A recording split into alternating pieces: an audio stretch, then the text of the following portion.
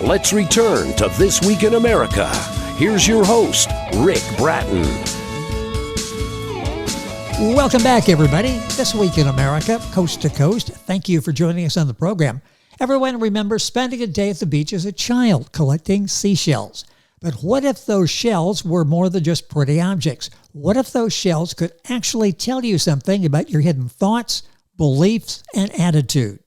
Michelle Hanson has devoted her life to studying the language of shells. After many years of interpreting seashells for family and friends, Michelle's success led her to this unique talent and to take it to the public. She's also created a program to teach Seashell Divination to others. Michelle is the author of Ocean Wisdom, Lessons from the Seashell Kingdom. It teaches about the mysteries of the ocean and unlocks the mysteries of self through the study of seashells. She's also the creator of Ocean Oracle, What Seashells Reveal About Our True Nature, a bridge to learning this secret language. And Michelle Hanson, called the ambassador from the Seashell Kingdom, is our guest on This Week in America. Hi, Michelle. Welcome to the program. Thank you so much for having me. It's a pleasure to be here today. I'm looking forward to this. I talk about kids going out gathering. I still do. Whenever we get to the ocean, it's like we come back with a bag full of seashells. I didn't realize there were any more than just pretty objects, so I'm looking forward to our conversation today. Ocean Wisdom, first published in 2007, and he thought maybe that was ahead of its time, a little bit too early. Why do you think now is the time that Ocean Wisdom will resonate with the audience? Well, as you mentioned, a lot of people have loved shells all over the world, but they may not realize every shell is made by an animal. The animal is called a mollusk. So a clam mollusk makes a clam shell and a snail mollusk makes a snail shell. Now, my students were very surprised to learn that the octopus is also a mollusk. Fossil evidence shows it used to have a shell. And the reason I believe that things have shifted is because when I first wrote Ocean Wisdom, the public reaction to the octopus is this is something to be feared, something to avoid, the evil octopus of the Little Mermaid. And we also had the villains in the Pirates of the Caribbean. So there were all these images of tentacles emerging from the ocean to terrorize ships. Now, fast forward to today, we have a book called The Soul of the Octopus by Cy Montgomery. We have a Netflix documentary called My Octopus Teacher, Craig Foster. And those are two factual accounts of humans relating to the octopus in wonderful ways. We also have the fictitious, Remarkably Bright Creatures, very popular these days, by Shelby Van Pelt. And that's a story that takes place in an aquarium where the narrator offers astute observations about the visitors to the aquarium and the employees. And that insightful narrator is Marcellus, the aquarium's octopus. So look at that transition. We go from something to be feared to being respected for its intelligence and even the potential to be a teacher. There is now an online fan club for the octopus. It's called Octo Nation. It's got 800,000 members. Wow. That's the shift in mindset. That's why if the octopus is also a mollusk, I believe all these people who are clamoring for information about the octopus these days would welcome the information about its relatives, the rest of the seashell kingdom, and the guidance they have to offer us in navigating through life. I think you're right. It sounds like the time is right. This is a good time to get this information out there. People taking a different look at some of the things that they've feared over the years, like I said, with the octopus. That book is Ocean Wisdom. That's one of two by Michelle. I'll give you information as we go through the program. Her website is oceanoracle.com, and we've got that up on our website. You can link on directly. Give us some evidence of intelligence in the seashell kingdom. People may be listening going, oh, they're shells. What can we learn from them? Give us a little bit, some examples of intelligence. There are many, so let me share two. Okay. This is called a helmet conch. Wow. I'm going to show you. It's a pretty big shell. Oh, yes. Now, I read a story. The helmet conch was called that because someone thought it resembled the helmets of ancient warriors. Yes. Well, for me, that meant this is someone willing to fight for you. That was the idea behind the helmet cock. I read a story by Neville Coleman. He was the preeminent Australian marine biologist, where he witnessed 3 helmet cocks. 2 were in this position, which is the way they need to be to get around. Their foot extends through this opening. So this is how they would travel to get food. Oh, yes. Now, the 3 that he saw were in a triangular position, about 16 feet apart from each other. 2 of whom were in this position as they need to be. But one was on its side like this. Now, this one is in danger. It's exposed to any predator, or even if left alone, it can't go search for food. It would perish from starvation. And as he witnessed the 2 coming from opposite directions, traveled to the one in trouble. This could take hours. 16 feet is hours in snail time. But Neville was very patient, and he saw them approach the one in trouble. Then, like little bulldozers, they dug a furrow in the sand to loosen him up. And then they came around behind, climbed up, turned him over, and saved him. Wow. Now, I thought, first of all, they had to know a comrade was in trouble. Oh, yes. And they had to care. That's compassion. And then when they arrived at the scene, they had to figure out a plan to rescue him, and they did. That's intelligence. But the beauty of this story is that Neville was a marine biologist. He took pictures, and he granted me permission to use his pictures in Ocean Wisdom. Ah, very good. So Evidence. I want people to be able to witness it themselves. So here are the pictures in Ocean Wisdom. Okay. But I have a much larger version for today. So this is so you can witness this yourself. I can make everything out now. Yeah. So here's the 2 making their way to the one in trouble. Here, they've loosened the sand, and they're coming around behind, and they're going to climb up, turn him over, and save him. That's just amazing. It really is. These are supposed to be lowly invertebrates with, as Neville said, pea-sized brains. But again, this demonstrates compassion and intelligence. Yes. Take that, doubters. You just had some good evidence with that there. And by the way, the video version of this is up on YouTube. You can Google it. You can go to our website, thisweekinamerica.us, and click on videos. It will take you to YouTube, and you'll be able to see what Michelle is showing us. That really is a remarkable example, isn't it? And it just happened to be a marine biologist there that understands what's going on, had the patience to stay with it. That's an amazing story.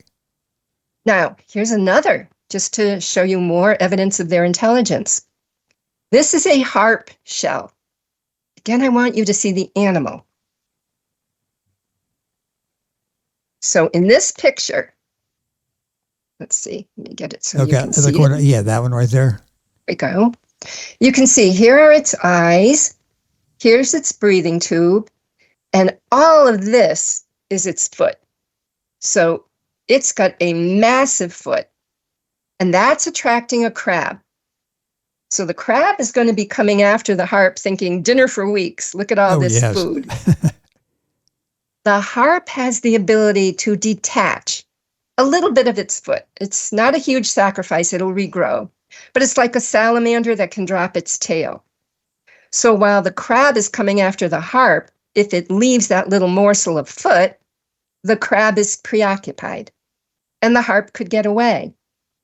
Now, that may not seem like intelligence because it's kind of programmed into their DNA, but the harp takes it one more step.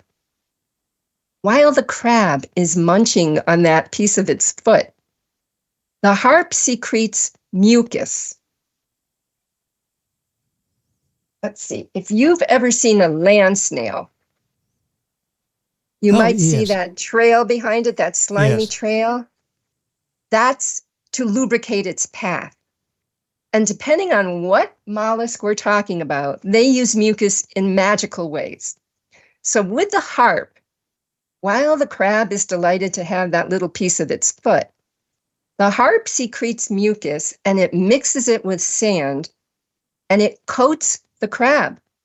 And the crab is oblivious because it's munching on that foot until all of a sudden the crab can't move. It's got all this sticky mucus all over it. And then once it's immobilized, the harp eats the crab. It completely turns the tables. So look at the strategy, the intelligence involved there. That's another example. That's amazing. Our guest on the program is Michelle Hanson, telling you things you never knew, never even thought about with seashells. I mentioned in the beginning, maybe there's an impact they have on us. We can use them for the betterment of our lives. What behaviors provide guidance to help us navigate through our lives? And maybe you've already used this going through years. What do they do? What should we look for that they could be of benefit to us? Okay, so when I wrote Ocean Oracle, that was my thought. And Ocean Oracle is a boxed kit. One of the components are these giant posters. It's got 200 shells on it. They're numbered 1 through 200. Every one of these shells has a message, and the messages come from the behaviors of the animals. For instance, we just saw the harp. Yes. Right here. And the helmet, which is, Yeah, there we go. right here. What the idea is when someone looks at these posters, they try and see what shells get their attention. It could be, wow, that's beautiful. It could be, ooh, it bothers you in some way. Either way, it counts as long as it gets your attention. Ocean Oracle also comes with a deck of cards, and the cards are numbered to match the shells on the poster. So for instance, if the harp got your attention, and that's number 20, you would have the harp card from the deck. Okay. And the meaning of the harp on the back says, the intended victim will be the victor, a complete reversal, present sacrifice for future reward. And you can see now where that came from. Oh, yes. The helmet, number 20, says an ally, a champion on your behalf. And you saw how they rescued their comrade. So the meanings come from the behaviors of the animals, their name, their appearance, their anatomy. There's a lot of unique things about their anatomy, or how they've interacted with us throughout history. And that's the other component in the box. You get a book, a companion book, and it explains the meanings for all the shells. So you can learn about them. Now, how this works for us is when you look at those posters and see what gets your attention, and you take out the cards, you arrange them any way you want. There is no wrong way. And then you simply turn over the cards and read the meanings on the back. And you can think of those as vocabulary words. And your arrangement tells you how to string those words together to get the sentences and the paragraphs of your message. Now, the intention is not to predict the future. The intention is to help you understand who you are in the present. It's a psychological tool because we have thoughts and beliefs that will kind of dictate what we create for ourselves. And at the conscious level, we can connect the dots. But we also have subconscious thoughts and beliefs impacting our lives behind the scenes. And you can't do anything about that if you don't know it's there. So what the shells do is bring to your awareness anything that may no longer be serving you. As Dr. Phil used to say, you can't change what you don't acknowledge. So these shells facilitate your ability to acknowledge anything that may no longer be serving you, limiting you in some way. Yes. And that empowers you with options. For instance, the helmet conch. You saw it was someone willing to fight for you, a champion. Well, I said when people are looking at shells, sometimes the attention is, ooh, it bothers you. And many times that's what happens with the helmet conch.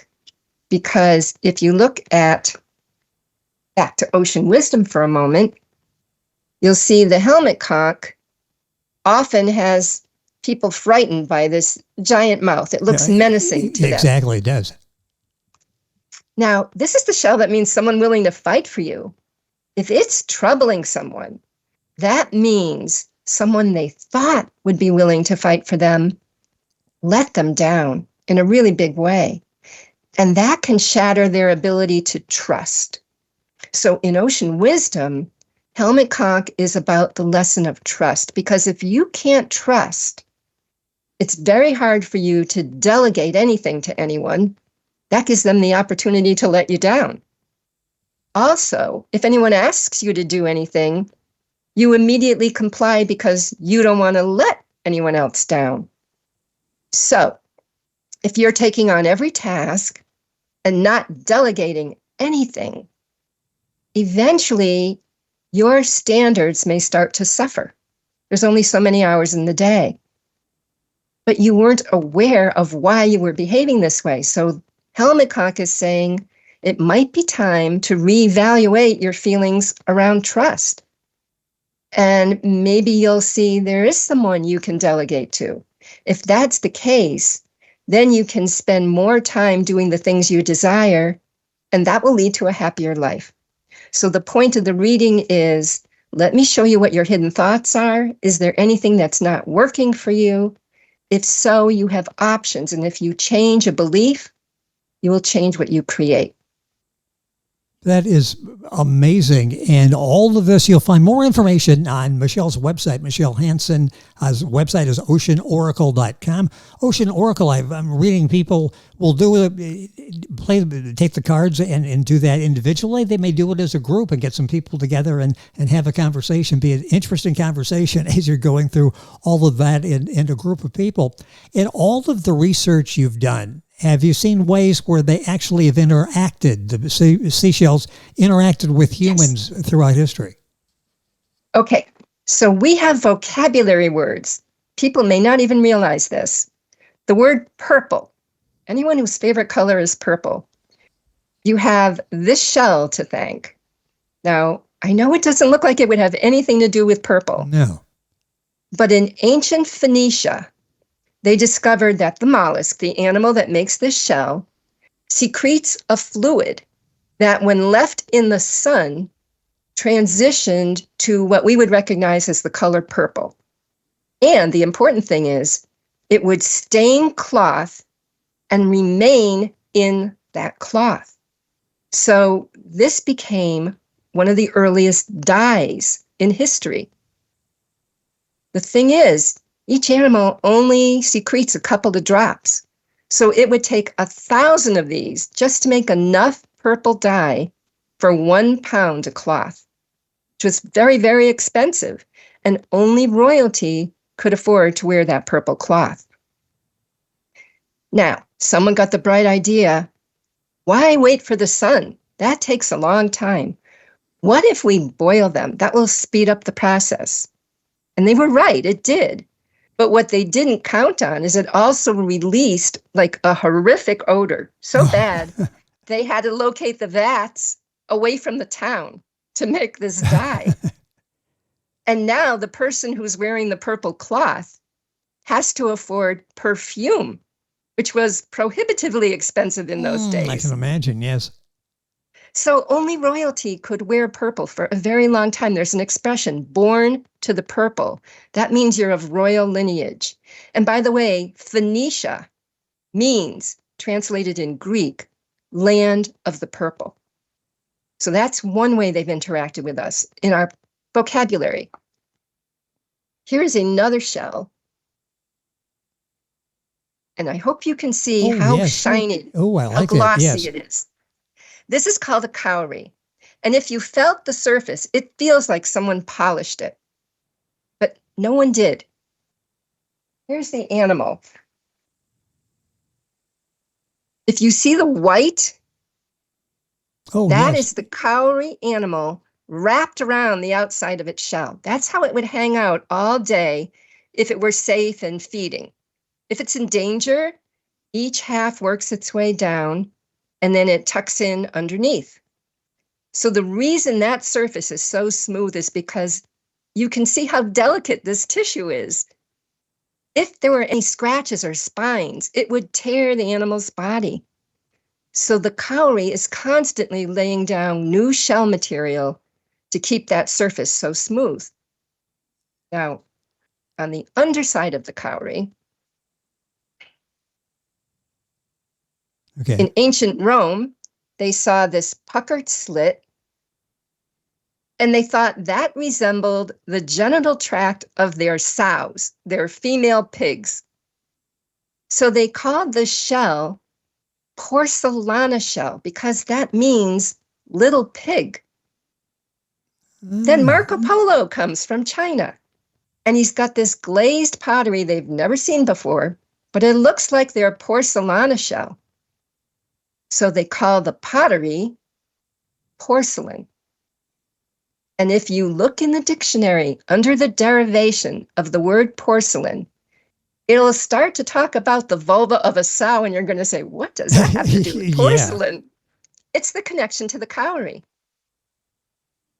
Now, fast forward in history, instead of just being connected to pigs, it broadened to the concept of the womb and to the goddess. And in Japan, women in labor are given one of these shells to grip because it's believed with that connection, it will facilitate the birth process. And they're called ko-yasugai, which means peaceful child shell. And the meaning for this shell has to do with faith. Faith in the birth of anything. It doesn't have to be even physical birth. Faith in the birth of anything in your life. It's kind of like the womb to nurture the birthing process. So that's vocabulary.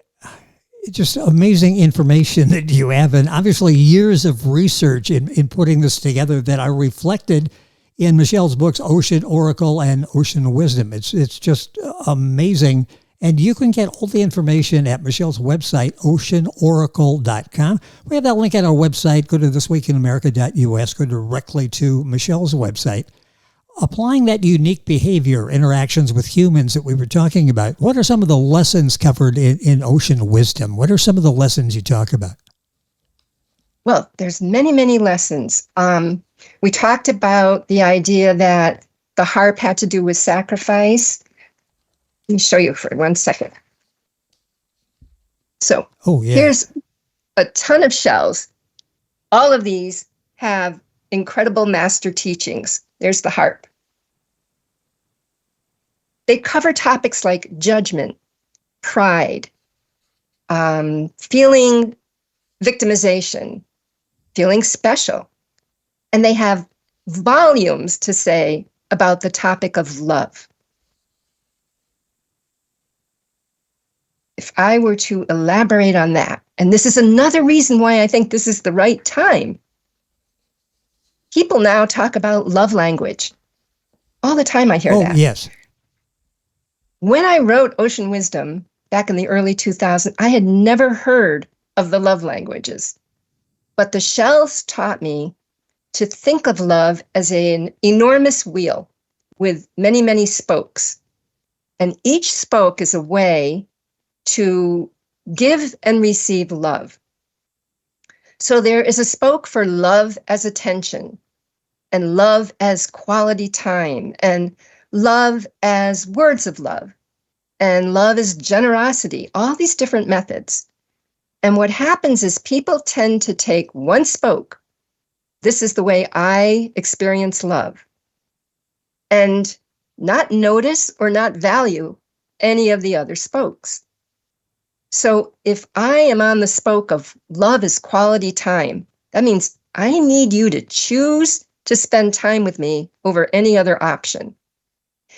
And if you're telling me you love me, but you're out the door, I don't feel love from you. If you're showering me with gifts, but you're never around, I don't feel love from you that way either. The gift that I need is the gift of your presence. So what the shells are saying is, if we can get on the wheel, whatever spoke it might be, and we feel like we're starved for love because it's coming from these spokes we don't value. If we look around and start to value the other spokes, instead of starved for love, we'll discover we're surrounded by a feast.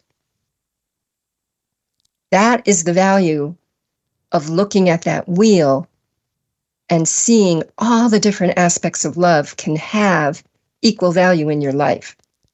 A whole new perspective on seashells. We've been just picking them up and placing them in our desk or wherever, at home.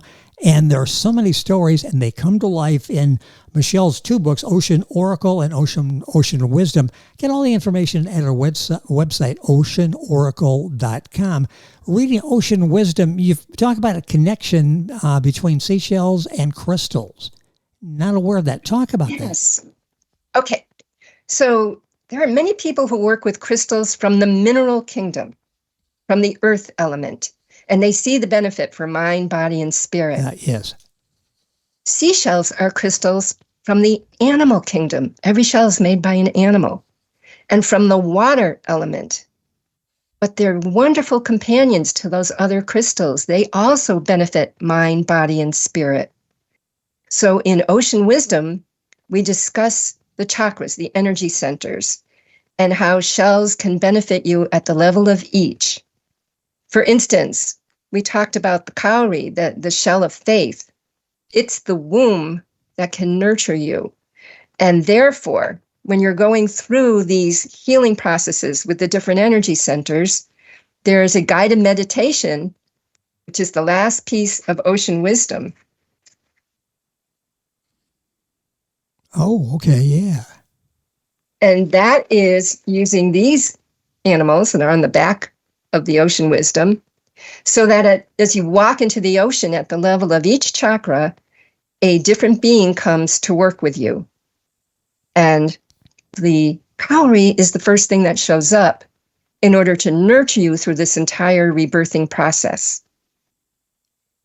The shells, if people will see them as crystals, there are 100,000 different species of shells in the world.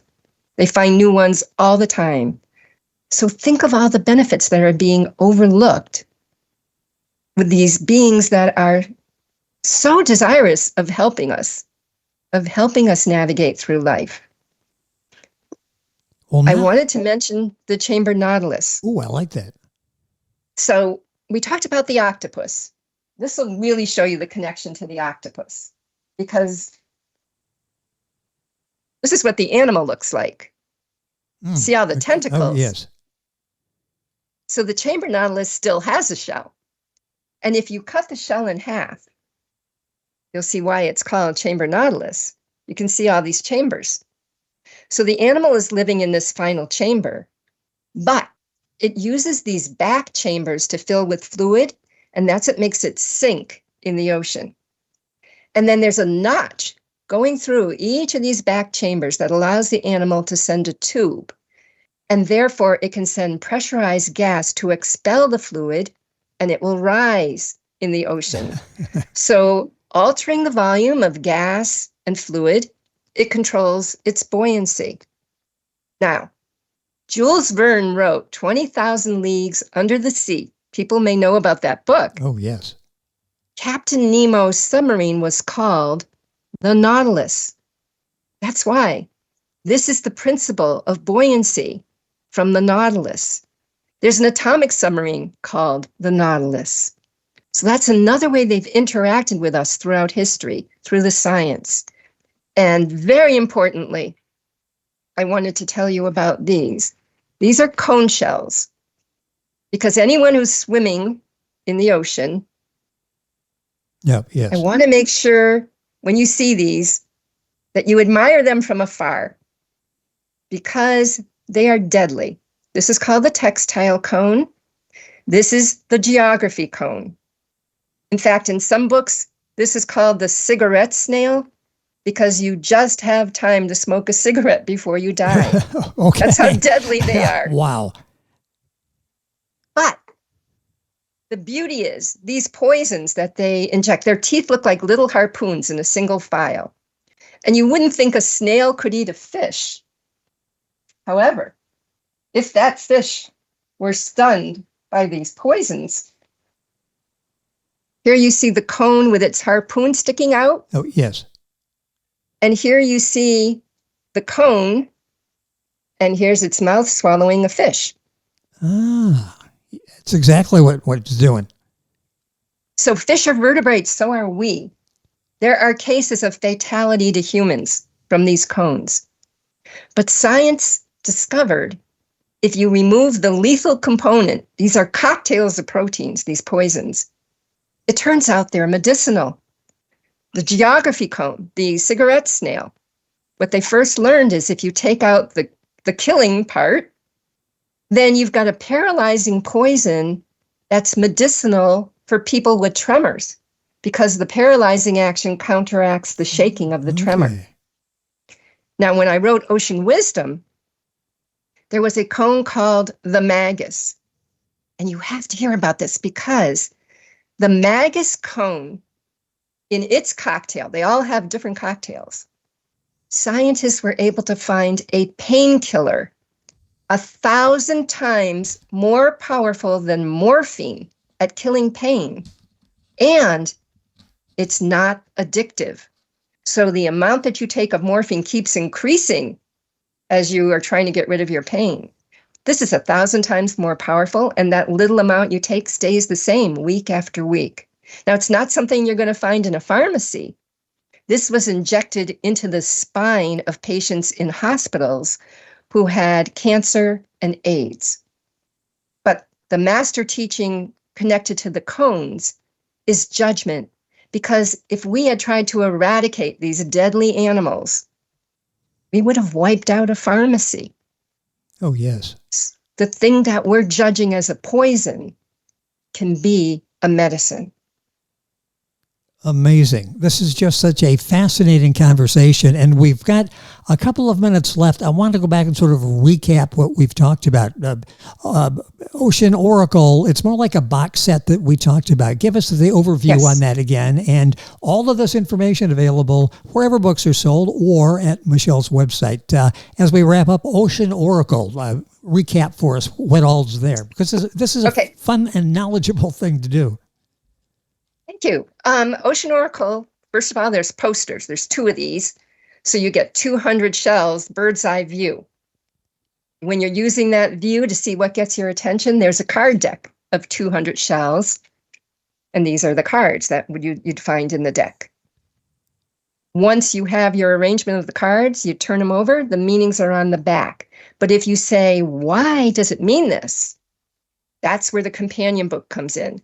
It will give you the derivation of these meanings, which either come from the behavior of the animals, how they've interacted with us throughout history, you saw some examples, or just the name and appearance or the anatomy of the animal. And based on that, you can find something unique about each. And then it will give you your hidden thoughts and feelings that may be impacting your life in a way that's limiting you now. It may have served you at one point, but it's not working now, and that's why it wants to get your attention. And that's Ocean Oracle, and this could help you. I talked in the beginning about actually something that would benefit your life, and you can change your life with this knowledge. That's Ocean Oracle. I understand you teach classes online, too. So if somebody's thinking, I wonder where she is, and I wonder how I could connect with her to learn more, well, you got the books, first of all, but you've got classes. Explain how the classes work. So the classes, what I love about it is now that it's online, I can show videos. So in the books, you're seeing the pictures of the shells. In the classes, I can show you the animals. I can show you pictures. I can show you videos. I'll tell you, one student said to me, she never expected in a million years what she learned in class, and she felt like she met herself for the first time in the class. Interesting. That's just amazing. And you've got free classes too. Am I understanding that correctly? Yes, because during the pandemic, I wanted to offer something for people who are confined to their homes. And I thought, here's a way you can interact with nature. So on my website, on the homepage, there are free classes, which will show you, first of all, how I even discovered this language. But secondly, the second class is about the octopus. I definitely want people to know about that. Oh, yeah, I like that. And it will also tell you about my own experiences initially doing readings and how transformative they were. When I first did a reading, I was a scientist and I thought, I don't even know if this is going to work. And the degree to which it worked shocked me. But that's why I've now been doing this for 40 years. I never turned back. That's just amazing. And I wish we had more time, and hopefully we can do this again. There's so much information there that Michelle will share with you. The website is oceanoracle.com. You've got the 2 books. You've got the one with the all with the cards, the full set there. All of us of it, and free lessons, all this you'll find on our website, oceanoracle.com. Michelle, as we wrap things up, any final takeaway? It's sort of hard to summarize all that you've said because you've given us so much information in the past few minutes. Just sort of wrap it up for us. What's the takeaway? What do you hope people who really were oblivious to shells, they were nice, but they didn't know the real meaning, what should they take away? Well, as my name says, I get to be a shell, which I love. And as an ambassador for my seashell partners, I would like people to realize that teachers don't always come in human bodies. So when you're looking at nature, whether it be crystals or plants or flowers or animals, realize that Mother Nature has so much to teach us if we are willing to listen. That's very simple, and that sort of sums up everything. I mean, all of this information, probably for most of us that have been listening, it's brand new information, and this and so much more at Michelle's website, oceanoracle.com. I'd like to thank Authors Perspective Press for arranging our conversation today. Authors Perspective Press is a forward-thinking hybrid publishing company at the nexus of innovation, strategy, dedicated to guiding authors through the intricate landscape of publishing and marketing. AuthorsPerspectivePress.com. I thank them for introducing the 2 of us and being able to spend some time together. Hopefully we can do this again. I love what you're talking about. If you just heard the audio of this, go to YouTube, check out the video. You'll see all the pictures and examples that Michelle has. The books are so beautifully illustrated as well. This has been a fun conversation today. Michelle, thank you for joining us on the program. I thank you so much for this opportunity. It has been. And seashell blessings to everyone. Okay. I love that. What a fascinating program this has been, a conversation. We take something that we see all the time and we don't really give it much thought. Well, we'll give it some thought in the future as we know all this information from Michelle. Michelle Hanson, our guest. Her website is oceanoracle.com. Of course, all this on our website, thisweekinamerica.us. And we're back on today's program right after these messages. This Week in America is online. You can visit our website, thisweekinamerica.us. Scott Pinkerton, associate producer of This Week in America. Jay Anderson, segment producer. Ben Watson, webmaster. Otto Bechet, director of engineering and TV production. This Week in America produced and is a trademark of Blue Funk Broadcasting, LLC. For information on all of our guests and to listen to this week's show, our website again at thisweekinamerica.us. And I'm Sean Bratton, executive producer of This Week in America.